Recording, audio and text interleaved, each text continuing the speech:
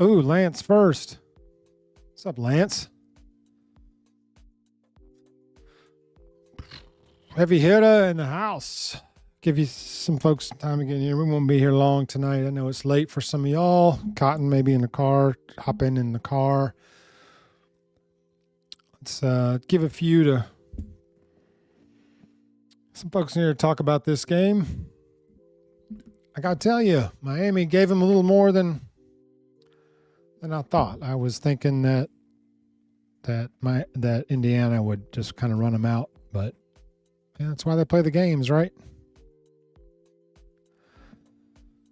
All right, let's give a couple folks in here time to get in here, give some opinions. Fitting that game ends on a Carson Beck interception. Although he actually made some pretty big throws in the second half. What's up, Chris Gatesman? Mr. Dent, what's up, dude? Yeah, I thought Indiana was going to wax him. I was looking kind of for a 41-14, I think is what I predicted it as, but I've been wrong on just about every prediction I've had this year, so why stop on the last game of the season at the end of January? Bama Dave, what's up? Yeah, there was a couple times I didn't get to see much of the first half. I was at work tonight, so I didn't get home until about halftime, a little bit before halftime, and so I watched most of the second half. But there was a couple times, like the block punt, I thought that Indiana was going to pull away from him there. Even the last touchdown Mendoza scored, but credit to Miami, they never went away. Jay Bake, what's up, brother? Their offensive. I turned it on the second quarter. Holly Rowe called Indiana's kicker their offensive field goal kicker. That's how I was last year, Jay Bake. I didn't watch 1 second of that. Whoever played for the championship last year, I don't remember. Ohio State and Team B. Yeah, Fletcher looked good for Miami. He had some good runs. That Miami pass rush is relentless. We talked about that after that Ole Miss game. That Miami's pass rush was just insane. That would keep them in a good bit of these playoff games. If their pass rush could hold up, and they did. They got after it. They got after Mendoza a good bit. Now, some of those sacks, Mendoza fell down like Aaron Rodgers in that game last week, where it took him about 30 seconds to actually fall to the ground.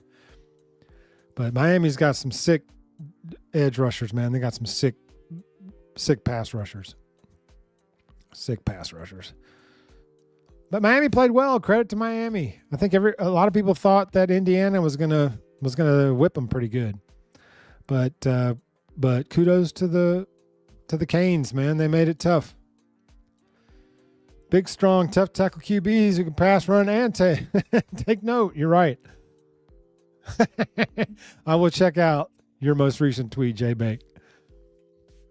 Yes, the portal will be active now that this game's over. These teams get I think 5 days for guys to enter. So you're going to see a bunch of names entering the portal, I think, out of this game. So, but that we were kind of thinking that anyway, that maybe, I mean, I don't know if that Alabama's in on any of these players that possibly could be hopping in the portal from Indiana or Ohio State. I don't know that Bama's going to be in on any of these guys, but I mean, there's going to be some good players entering the portal. I think Signetti finally smiled. We finally got a smile from old Kurt. So anyway, let's see. Miami's fourth down from their own 35. They converted. Bama failed. Bama failed a lot. Yes, Lewis Tipton, thanks for hopping in. Malachi Tony's that guy's sick. What year is he? Anybody know? I mean, he's already coming back next year, did he say? I mean, is he – I don't even know. Yeah, yes, John. Cotton said he was going to try to hop in on his – he was at the game not at the game, but he was watching the game at a friend's house. So he said he might hop in on the way home. Freshman. Oh, wow. True freshman. Man, can't believe he's going to be in the portal in about a half hour. Because that's how it works now, right? Freshman blow up, key contributor, boom, portal. Sweet Home Bama, what's up? Thanks for hopping in. Gang, freshman. You know, I was texting with Tobias during this game, T. Smitty. Y'all know him from the chat. T. Smitty, he doesn't. Yeah, they were talking about, you know, he was thinking they were thinking that's how Ryan Williams need to be used, how Miami used Malachi Tony. So maybe they could take some blueprints of this. Tony seems a little more, decisive on when he has the ball in his hand and he actually gets the ball in his hand. So, but Ryan's got that explosiveness in him. I mean, he's got that explosive element to his game. I don't know if I see what Malachi Tony brings, but that guy's a beast. Yes, Keith, that block punt was huge. Roll Tide, K-Spray. Dent, you're right. We need difference makers. The block punt was so weird looking because that punter held the ball up above his head forever. And it's like he ran over in front of the Indiana guy and punted it right into him. It was so weird. It was so weird. And I love seeing punters with the arm sleeve tats. You got coolions to walk around as a punter all tatted up like that. That's pretty awesome. Yes, Malachi Tony's about to get paid by somebody. Miami, Texas is my guess. Malachi Tony is now a Texas Longhorn, just letting y'all know. Or a Dodger. He may have signed with the Dodgers.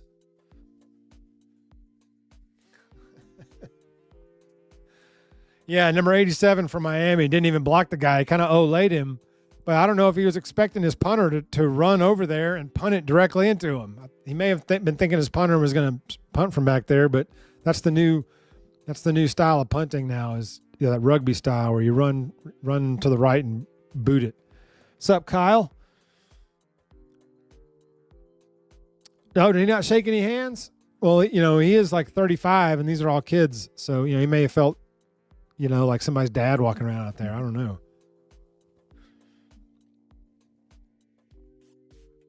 I didn't realize he didn't shake any hands, though. Probably because I had already hopped on the computer and was trying to get this thing going. 178 of you in here. Thank you for hopping in here. I know it's late. It's 10:27 Central Time where I am. Not sure where any of y'all are watching the game. I know some of y'all are in Texas, I think. I know Lance is in Texas, I believe. Not sure where everybody else is chiming in from. I was very impressed, though, with actually both teams. This was a good championship game. I mean, this was what you expect national championship game to be, is a couple teams, you know, battling it out, never quitting. I'll give Miami props. Been easy to roll over. 9:30 in the mountains. Nice. Yeah, Beck had to hurry out, find a ride home. There you go, Lance.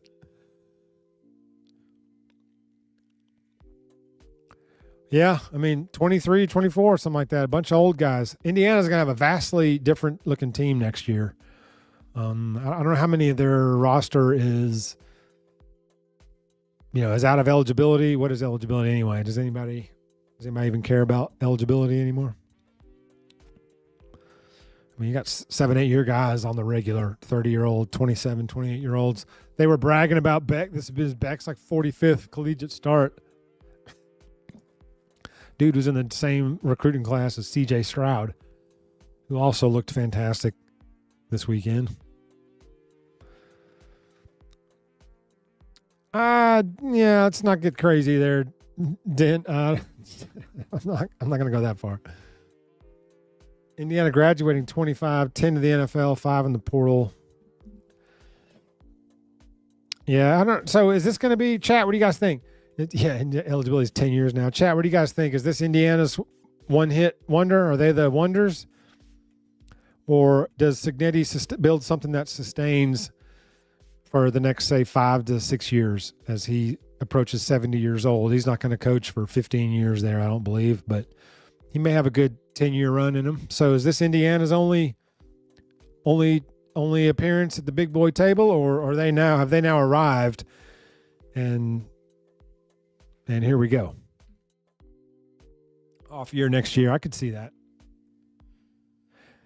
You're right, Kyle. With the TJ Finley gimmick now. Anything's possible. Anything's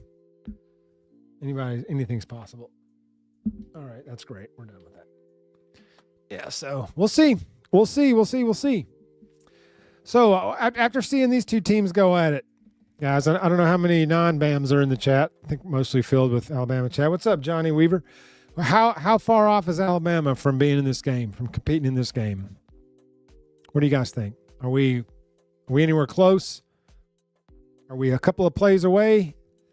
A couple of players away? Are we a couple of players in key positions away? Have we done enough in the portal to get some stability? What does everybody think? How close are we? We've rebuilt the offensive line. We're rebuilding the defensive line. So are we close? Is Bama close? Did you see anything tonight that leads you to believe, Bama's a couple players away and we're going to be back in this thing? Or are you thinking, man, we're at least a year off? Like DeBoer needs another year of building his team in the portal and then, signing day. And then 2027 will be his year of put up or shut up. What do you guys think? Who knows? You're right. I mean, we obviously don't know anything. Cotton sent me a link today of his playoff prediction for next year based off the end of the transfer portal. I couldn't stop laughing. It was ridiculous. But Cotton lives for those preseason brackets.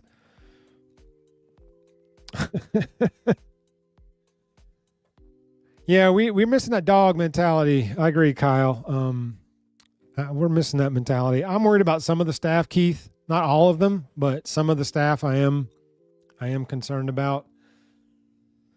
I'm going to refrain from names, but I think we all know the guilty parties that we all are thinking are suspect. Chris, it depends on the nature of the 4 losses. I agree. We are not going to put up with another 4-loss season if we're getting blown out. Like if we get blown out, 50 times, if we get blown out 50-10 or anything like that, I think that's bad. But if we lose 3 regular season competitive games, go to the playoffs and lose the playoff game close, and then that's our 4 losses, I don't think that's a fireable offense. Now, if we get blown out 4 times, it's getting harder and harder to defend him. Yes, Johnny. And Indy has some dogs out there. We saw that in the Rose Bowl when they ran us through like we were a junior varsity team.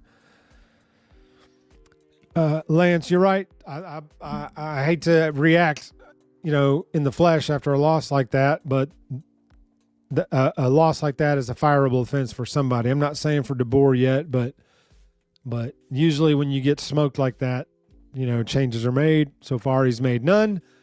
He did hire Derek Nix only because Shep left, this may end up being a good thing. This may end up being an actual upgrade in terms of coaching the receivers on how to play the position, on how to catch the ball, how to receive the ball, how to attack the ball in the air, techniques for catching balls, not letting it into your chest, that kind of stuff. Obvious things you think that are fixable things that did not get fixed this year. Maybe a new receivers coach will kind of help fix that problem. Our lineman had a tough year. Man, I was on Miller's, not on the show, but watching Miller's Edge today, and he was doing some breakdown of some of our plays last year and our offensive line. There was one play showed where they rushed. We had max protection, and they rushed like 4 and still sacked Simpson. So it was like, tough. Let's see. I mean, that's a good point, Bama Dave. It's hard to, you can't. I think this was a minimum of 4-year. DeBoer is going to be here 4 years unless he walks. Greg Burns, not the fire guy on a whim kind of AD. I don't get. I think that this is a 4-year plan. We're not going to get into fire a coach every 2 years because we don't think he's doing what Saban did. We're not going to get into that game. I think Burns got a plan. They're building something to sustain with their high school recruiting. Now, having said that, some of these guys got to play now. We've got 2 top high school classes. They're gonna have to start playing some of these guys. We can't just bring a bunch of portal guys in and play all them. They're gonna have to start playing some of these highly rated guys. AK Deer needs to be a significant part of the running back rotation. He should have been this year. Why we were wasting time with some of these running backs this year that clearly weren't cutting the mustard, and then just blaming everything on the offensive line. That was an easy cop out, just saying, offensive line. Forget the fact that some of the running backs couldn't juke their way out of a sack, couldn't create space for themselves, couldn't break a tackle, couldn't pick the right hole. Some of this was on the running backs. Running backs have to be able to create on their own at times too. The offensive line is not going to go part the Red Sea every single running play. So the fact that we never let Deer play, and I don't know why. I'm sure there's a reason why. Maybe he wasn't good enough blocker. Maybe, who knows? Maybe whatever reason, they thought having the most explosive running back on the team sitting and letting Jam Miller get 10, 12 carries a game, averaging 1.4 yards a carry was gave us our best chance to win. I'm not sure the thought process there. Yeah, now he hate me. This is a good point. Now, to in a small defense of Debo here, not huge but small, is I doubt he's ever had to make any bold choices in his, like, as he's ascended in his coaching career to wind up at Alabama. I doubt he's ever had to make any bold moves on his staff yet. There's really been no reason.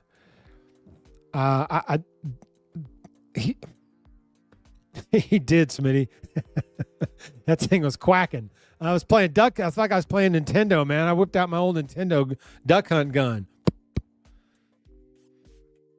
You old school cats in here. I'm glad Smitty's in here because he can back me up too on some of these running backs. Smitty, we were talking earlier about how AK Deer needs to be in the rotation. He should have been this year, but we were wasting downs with average running backs at best. Daniel Hill needs to learn how to break a tackle from a guy that's a third his size. Once he figures that out, he's going to be a tough load to handle. That's true. And now Sheridan's at Michigan State, so it ended up costing us Nick Sheridan. Saved his red shirt. See, that's the thing. Red shirts don't mean anything, as guys aren't going to be here long enough where that matters. Like if now AK Deer is a red shirt, that doesn't mean anything. It's not like we get an extra year. If he blows up, he's either gone or he's in the draft. That could be true, Lance. He may not have known the plays. Run up the middle, it seems only one play. But I know there's other plays. There's blocking schemes. You got the things you do without the ball as a running back are almost more important than the things you do, with the ball. But you still have to have explosiveness at that position. Ty directed Deer where to stand a lot. Yeah. I mean, I see that too. Let's see. I never have to go through a slew of wrong coaches like the Mikes till we find our next. That's why I don't think Burns is just going to up and fire DeBoer just because all of Bama Nation is screaming about it. Like Legend gets on the show and makes a fool out of himself screaming and yelling. Like that does any good. I mean, I get on here hooting and yelling, but not screaming like that. I mean, he was ready to fire DeBoer after one game this year, which was an ugly game, but come on now. Rome wasn't built in a day. Yes, there's going to be some explosiveness in the running back room now with Deer, Crowell. Hopefully, Daniel Hill and Kevin Riley are better with a year of experience and playing in big games. We have to be better up front, though, and that starts with Curry Rammer Jammer. That's the thing, Mike Teal. I get he's got a pass block. I understand it. I understand that funny Derrick Henry story when he got to Alabama and they were fussing at him about blocking. And he told Saban, man, I don't know how to do any of this stuff. They just gave me the ball and said, run. Sometimes I wish we would, like, when it got bad this year, when it was clear we couldn't run the ball, we needed to try something different. Okay, put the kid in that's explosive. Put the one guy running back on the team that has some shimmy to him and some explosiveness to him and see what happens. But, DeBoer said, we're going to run this out every week with the same And the same thing with the receivers. We had receivers dropping balls left and right, never played another one. It was the same 3 receivers. Never played Derek Meadows, never played Cole Adams, never played Mbakwe, hardly ever played Scott Hale. It was the same 3 receivers on the field or 4 receivers every play, making the same drops, same guys dropping the same balls, same running backs, picking the wrong holes, same running backs, not breaking tackles, getting same every week. There was never a change. That's why I'm saying DeBoer's never had to make a bold choice, a bold move. It's time now that if people are underperforming or if something's not working, try something else. From week 1 to week 15 or game 1 to game 15, it was the same running play for 15 weeks, 15 games. It was the same running play that never worked, and we never ventured off of it. Same guys, same play, same results, rinse, repeat 15 times. So, bingo. This is 1,000% true. This is what I'm saying. He's not going anywhere. He's not going anywhere. It would cost Bama $100 million easy if they fire DeBoer. And then they have to sign a new coach. Who's that going to be? If you say Lane Kiffin, you're fired from being a Bama fan. Don't tell me Dan Lanning. He gets blown out in the playoffs too. He's 0-3 against DeBoer, so I don't hear that. Don't tell me Glenn Schumann. He got wiped out, and they ran through his defense in the playoffs. Who else are we going to get? Don't say Cignetti. He's not leaving. Why would he leave Indiana to come to Tuscaloosa? And if he loses one game, have to listen to us scream and cry about how he wasn't as good as Saban or he didn't do it like Saban. So for all the fire DeBoer people that are coming, like who's the next? Who are you going to get? Who are you going to get? Who would be better right now than the guy? Now, I'm just saying. I don't know that anybody's going to recruit better than him. Now, he's got these players in these 2 recruiting classes. Let me finish. We've got to start seeing some fruits of this labor. We can't have all these great classes and then let them sit and learn for 3 years behind all these portal players. Ooh, that's interesting, Jay Bake. That's very interesting. We miss this. We miss Scott Cochran in a lot of ways. He took some heat because some guys blew their knees out, but we miss Scott Cochran in this program in a lot of ways. Not just the weight room, but in several ways, we miss that dude. Yes, I'm with you, Jay Bake. I'm still down with Debo. I think he's the right guy for the job. I think that we can now. It's now fair to expect. It's now kind of fair to expect better results now. I'm not, and listen, we might lose 3 or 4 games next year. This is going to be a very young team with a redshirt freshman quarterback or a redshirt junior quarterback. Either way, it's going to be a first-time starter. Could be a true freshman quarterback. If 2 guys go down in the spring, we're going to have a true freshman quarterback. So we're going to be young all over the place. When we went over the roster Thursday night, lot of FRs on that, as in freshmen. A lot of FRs on that roster. So I think that it's going to be a young team. So if we go 9-3 next year and don't go to Atlanta and don't make the playoffs, but we're competitive, that's okay. I think that's a strong momentum going into 27. This offense has a real chance to be explosive in 2027. We got a chance next year too. But there's going to be a lot of explosive pieces on this offense in 2027. I think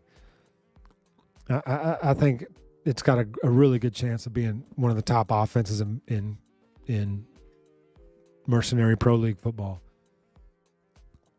Yes, agreed, Smitty. We went 10-3 with a veteran team. So let's go 9-3 with a young team and let them cut their teeth, take some lumps, learn, because like Deion Sanders said this hysterical clip I saw the other day where he's talking about learning, sit on a bench and learn, sit behind somebody and learn. And Deion said, I don't ever remember a game where I didn't play, where I walked out of there and said, man, I learned something. So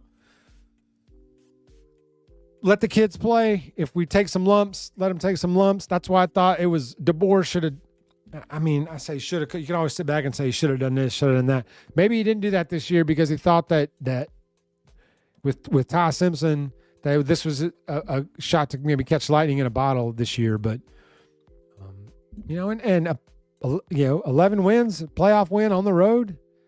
I know it didn't end well, but it could have been a lot worse this year.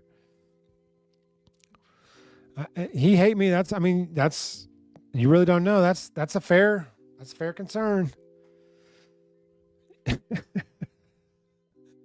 I can't argue this. I cannot argue this. Sometimes Grubb, I was wondering if Grubb was even watching the game when he was calling plays.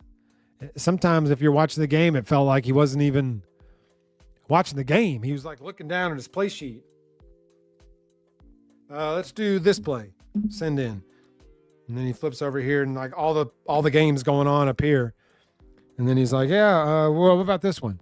You sure it's 4th and 2? You sure you want to do, you want to run the jet sweep with your receiver playing with the running back passing to the receiver? You don't want to just let your 250-pound running back maybe jump over the line? I don't know. But our 250-pound running back hadn't shown much of a ability to break a bunch of tackles and truck a bunch of people. So maybe he was thinking, don't know. Etch a sketch. Big difference, Smitty. You're right. Stubborn mofo, and he doesn't run an offense. He's just sitting up there calling plays, seeing if they work. It feels like, it's a thing of beauty to watch a real an offensive coordinator coordinate an offense based on what the defense is giving them, based on what the strengths of the offenses are. Running plays to attack the defense weakness, to expound upon the strengths of your team. Sometimes I feel like Grubb did that very well. Didn't attack a weakness on the defense, almost like he didn't know. So he's just still throwing plays out there. Defense blitzing every play. We don't run any quick slants or any screens, anything to counter the blitz. We don't do any of that. So we're running long 3, 4, 5, 7 second routes, 3, 4, 5 step drops, boom, sack. Yeah, you're right, Johnny. I think there's only like 6 players left on the roster that were Saban recruits now.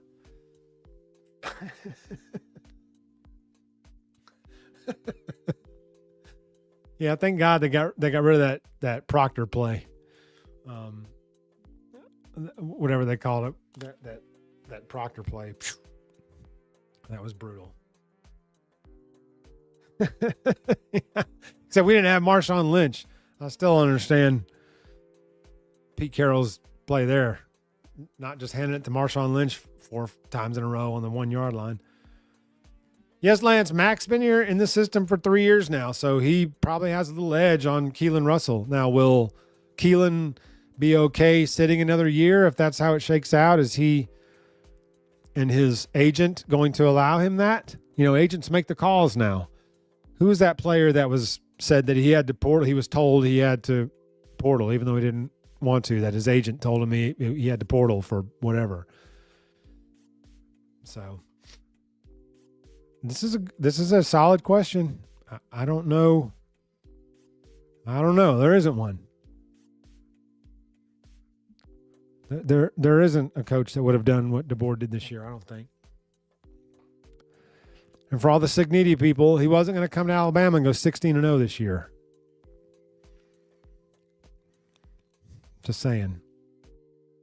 Yes, agreed. If it's close, you got to go with Keelan, man. He's the golden goose. He's the golden goose. Now, that's interesting to say. If Russell doesn't start, he's gone. That could be it. These kids aren't making the decisions anymore. They're being told, hey, you need to reset the market value. So you need to portal out, basically opt out of your contract, because all these contracts have opt-outs after every year. They're all 1-year deals. Everybody's a free agent, but they're basically your regular contract with opt-outs after every year. And all these guys are going to opt out, and they got to reset their value, reset the market value. So that's what it's going to be. They're going to reset the market value. They have to do that every year. That's how the NFL does it. That's why guys that are free agents can't just take a hometown discount. You know, A-Rod said he'd sign with the Red Sox for $1 because he didn't need the money. And of course you can't do that. You can't do that. Now there's no union, there's no players union yet in the Mercenary Pro League. But I think that's coming as these salaries, the pay for play starts increasing. The portal starts filling up, like 12,000 or 10,000 players in the portal this year. There's about, Smitty, what would we say on John and Barry? Was it like 3,500 or something? Don't have anywhere to go. They portaled out. Now there's nowhere for them to go. They can't go back to their old team. So now they're stuck with nowhere to play. They're going to wind up in FCS or Division II somewhere, Ferris State or something like that, because their uncle, aka their agent or their buddy, that they, their older brother or whatever, has now become an agent. Because to be an agent for the Mercenary Pro League, you just have to go into your Twitter bio and write agent.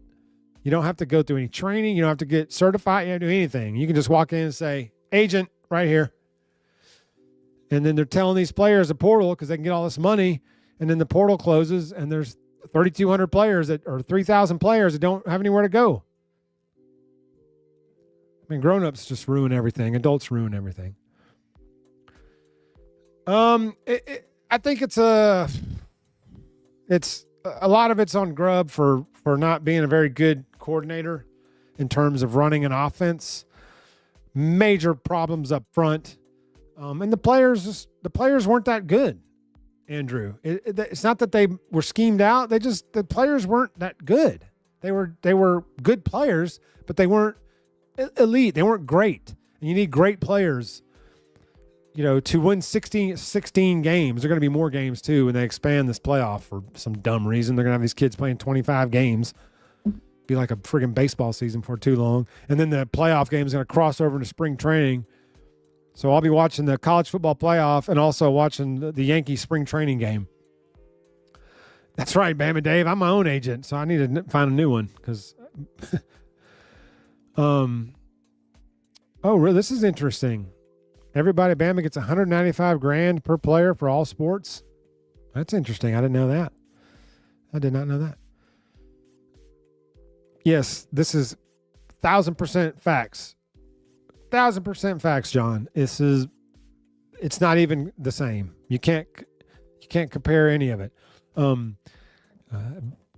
Caller on a morning show, Bob from Pike Road, was fussing at me the other day because I said that Bama coaching job is an automatic hot seat, and I still think it is.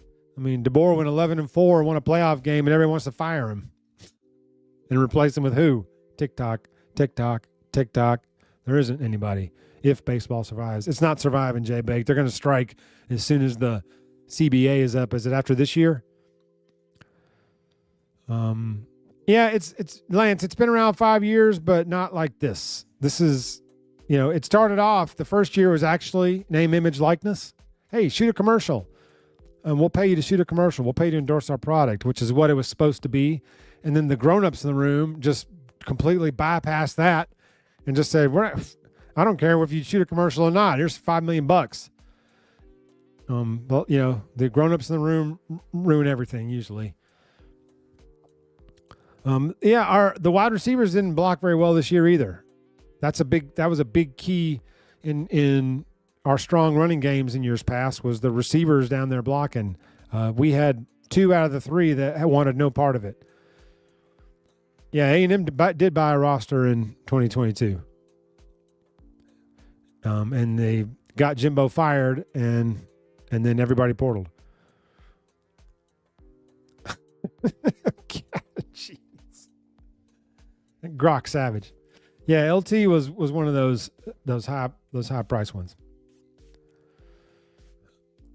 Yeah, LT was a high sought after recruit.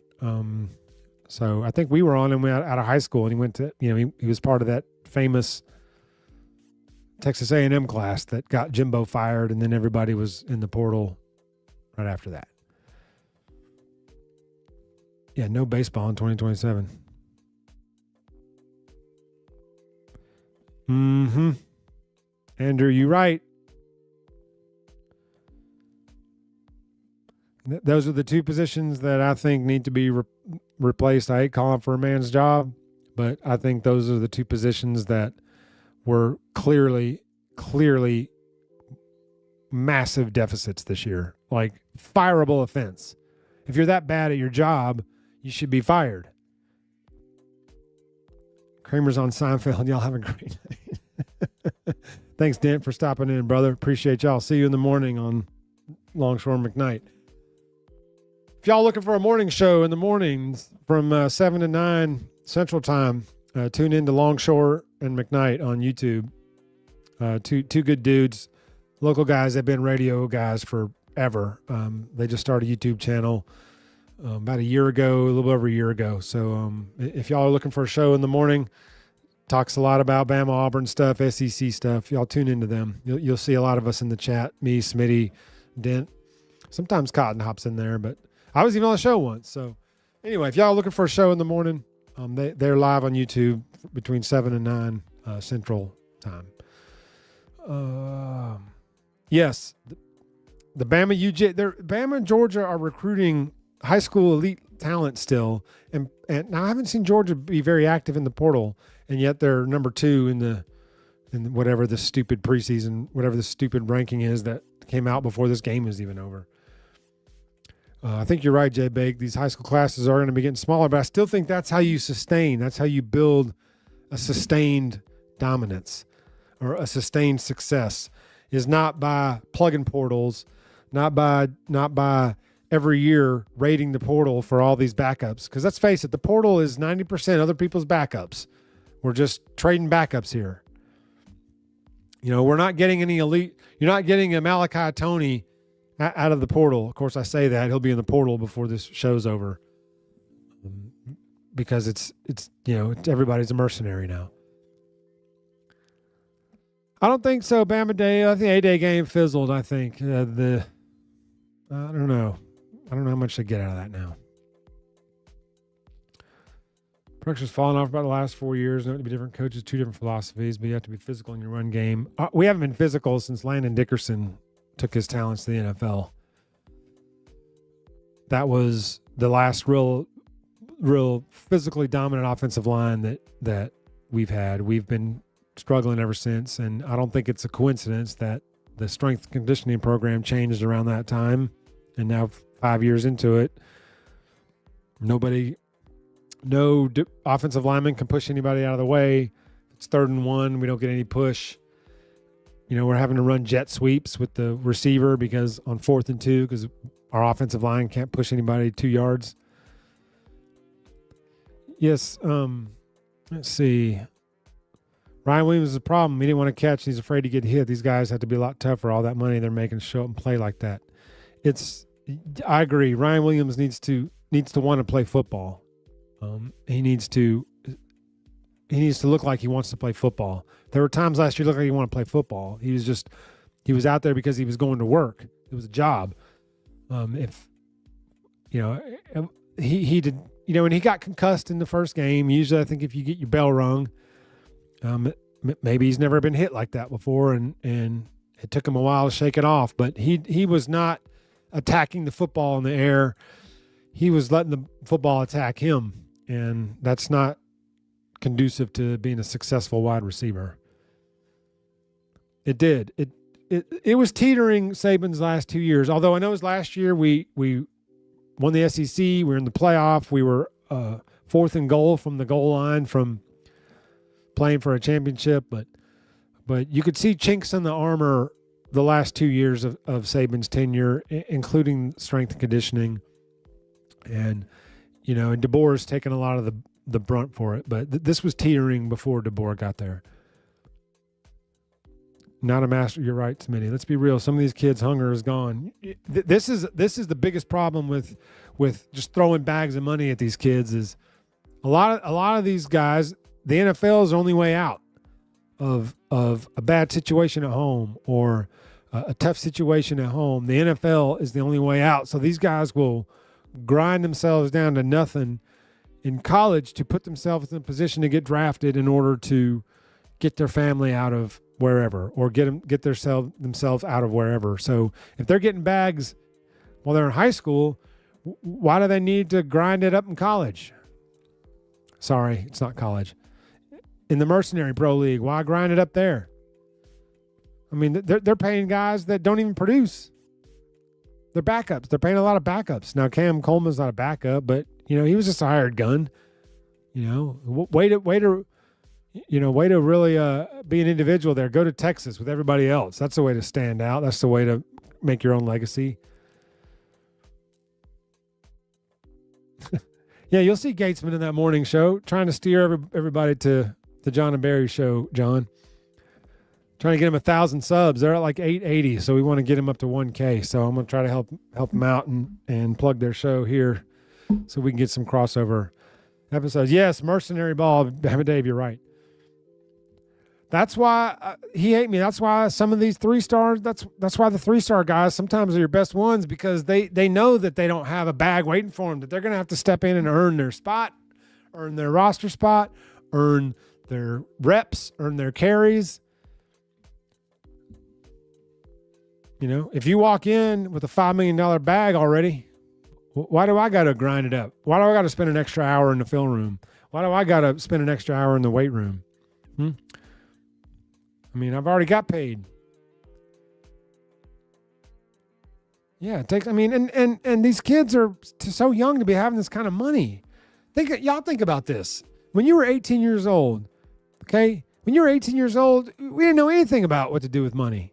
So if you're 18 and somebody hands you $5 million, what's the first thing you're gonna do? You're gonna buy 2 cars, 3 cars. You're gonna just blow it on all this stuff, and you're gonna have to pay. Of course, now these agents are taking their cuts.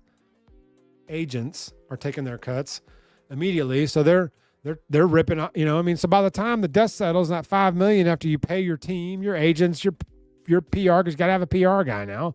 You gotta have somebody doing PR for you. By the time you pay your entourage, you're down to a couple $100,000, which is still a lot of money.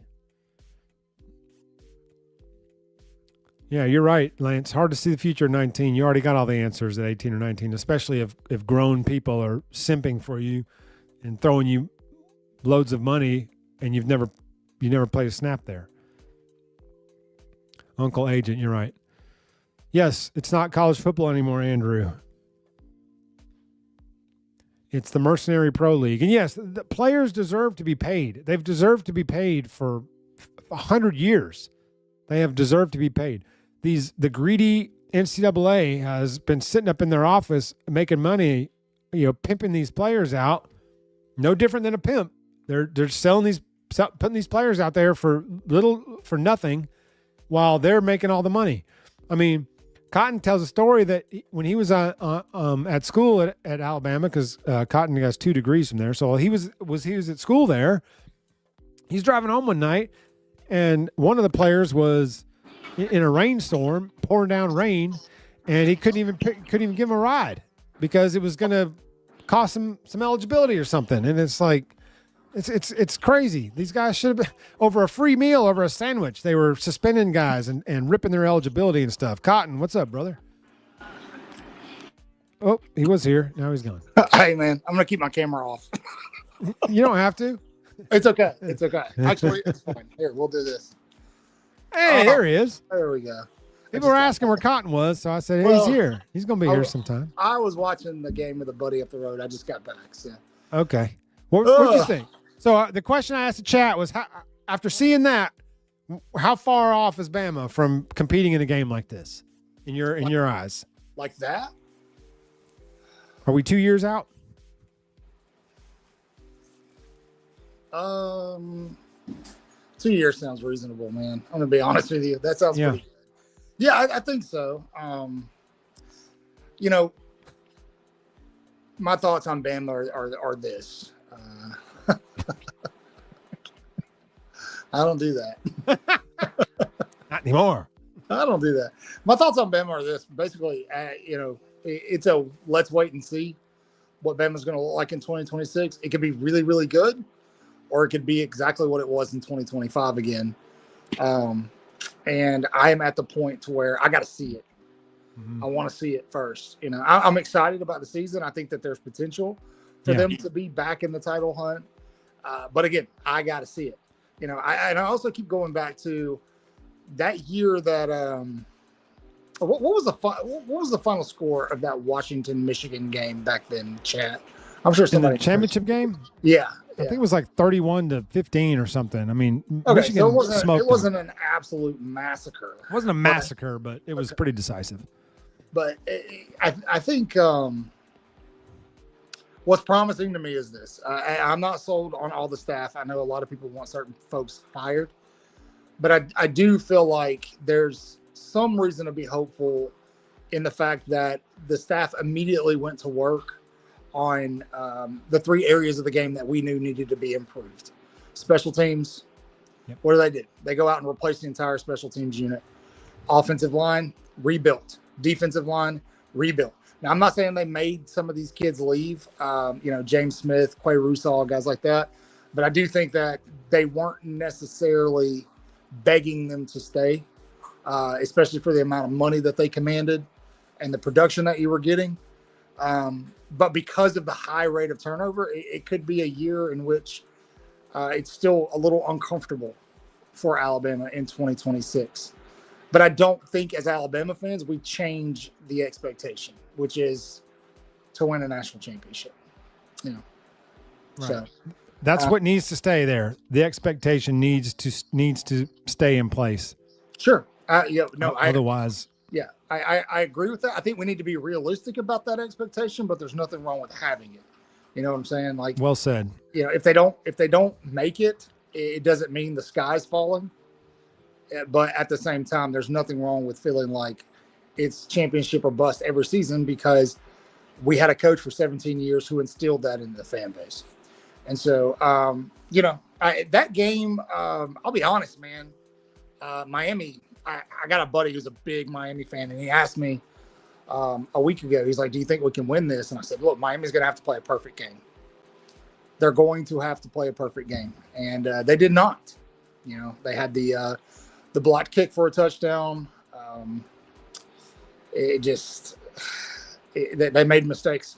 Mm-hmm. And that they should have won that football game, to be honest with you. Of course, Carson Beck's always do.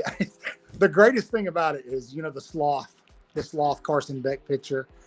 I made that after ACC Media Days, and destiny has come full circle. Here we are. Maybe it was my fault. I don't know. Any more fitting for their season to end on a Beck interception? And that was a duck, man. That thing was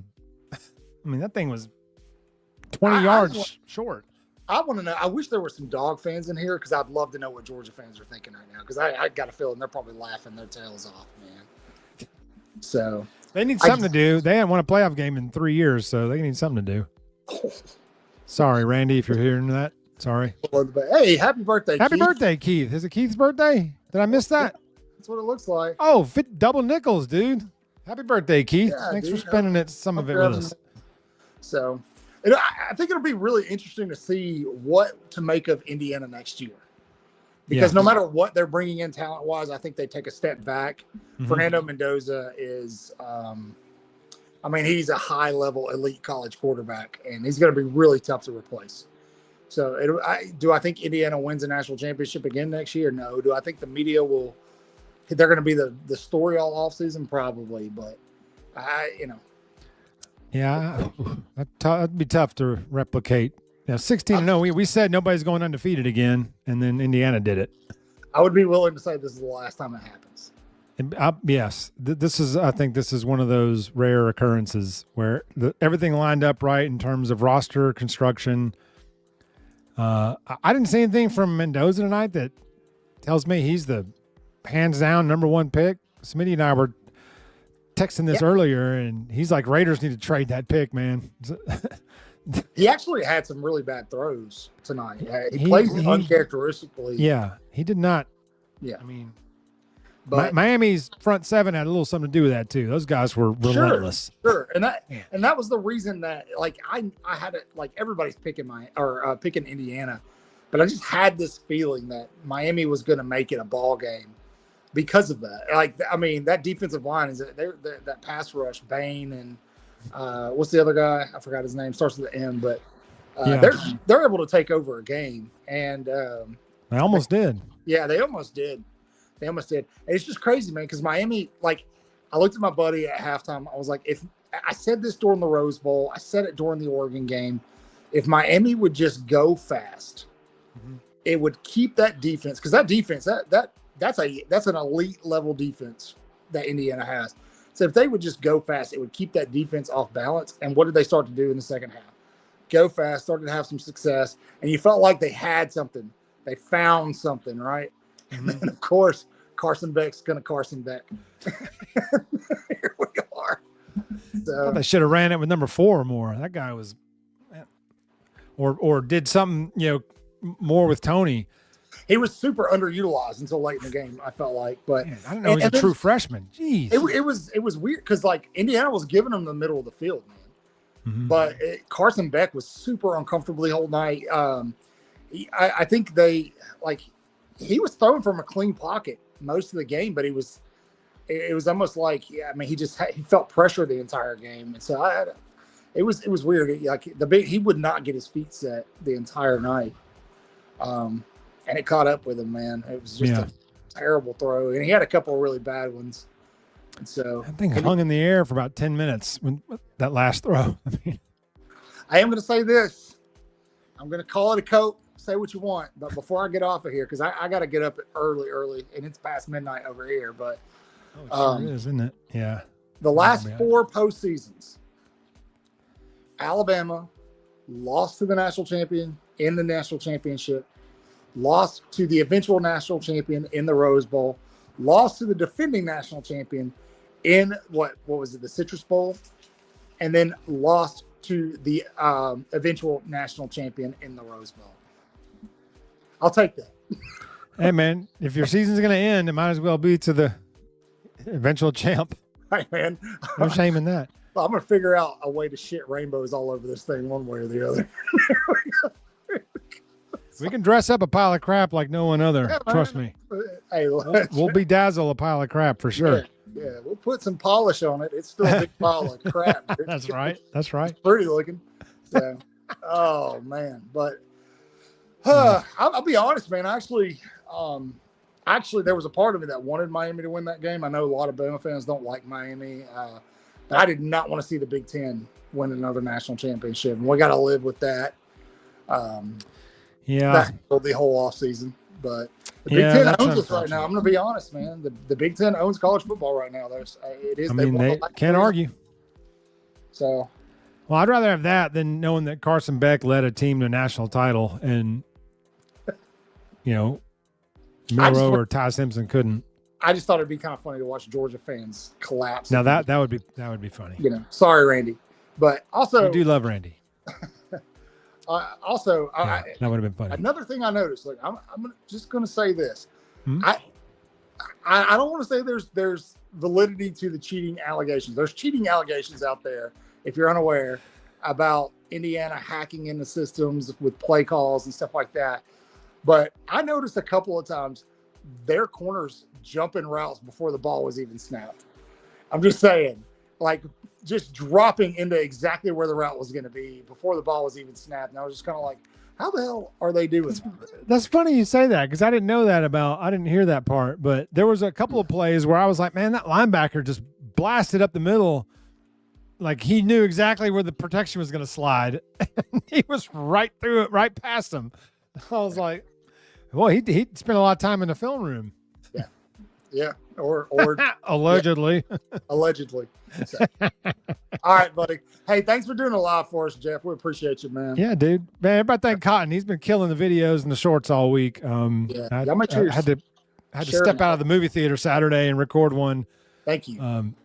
But y'all give props to Cotton. He's keeping the videos coming and keeping the content coming, and appreciate y'all for watching and liking and all that stuff. So yeah, make sure you share the hell out of those guys. Share them, please. Tell your friends. Everywhere.